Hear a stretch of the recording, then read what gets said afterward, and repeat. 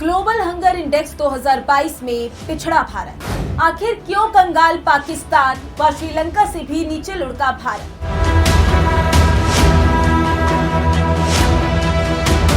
भुखमरी से प्रभावित देशों की ताजा सूची जारी कर दी गई है। इस ग्लोबल हंगर इंडेक्स 2022 में भारत 6 पायदान नीचे लुढ़का है। भारत अब 121 देशों की सूची में 107वें स्थान पर है। इस रिपोर्ट में भारत की दयनीय स्थिति का अंदाजा इस बात से लगाया जा सकता है कि अफगानिस्तान को छोड़ बाकी सारे दक्षिण एशिया देश हमसे ऊपर हैं। ग्लोबल हंगर इंडेक्स 2022 में भारत ने 29.1 का स्कोर प्राप्त किया है। हद तो इस बात की हो गई है कि भीषण बाढ़ का सामना करने वाला पाकिस्तान और भीषण तप में आर्थिक संकट में डूबा श्रीलंका भी इस सूची में भारत से आगे है। बांग्लादेश, नेपाल और म्यांमार सबको भारत से बेहतर रैंकिंग मिली है। इंडेक्स के अनुसार भारत अब Zambia, Sierra Leone, Liberia, Haiti, Republic of Congo जैसे देशों की लाइन में खड़ा है।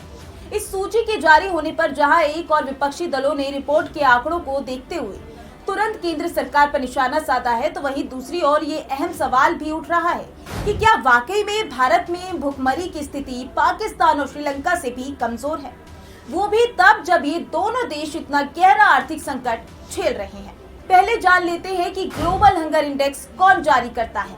विभिन्न एनजीओ अपने अपने आधार पर इंडेक्स जारी करते हैं। विश्व स्वास्थ्य संगठन का हंगर इंडेक्स अलग से तैयार किया जाता है।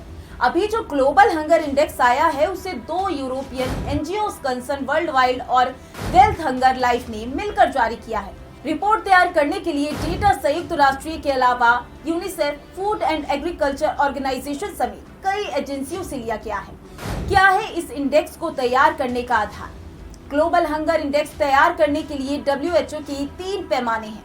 बच्चों के पोषण स्तर में कमी, खाने की कमी और बाल मृत्यु दर। लेकिन कंसर्न वर्ल्ड वाइड और वेल्थ हंगर लाइफ ने 4 पैमानों पर देशों को रैंक किया है। ये है under nourishment, child stunting, child wasting और चाइल्ड मर्टेलिटी यानी अल्प पोषण, बाल पोनापन, बाल अपव्यय और बाल मृत्यु दर। इन आंकड़ों पर विपक्ष ने राजनीति शुरू कर दी है, परंतु केंद्र सरकार ने इन आंकड़ों पर नाराजगी जताई है और कहा है कि ये सूचकांक गंभीर गणना प्रणाली मुद्दों से ग्रस्त है और इसकी गणना त्रुटिपूर्ण होने के साथ ही भारत की छवि को खराब करने की भी कोशिश है।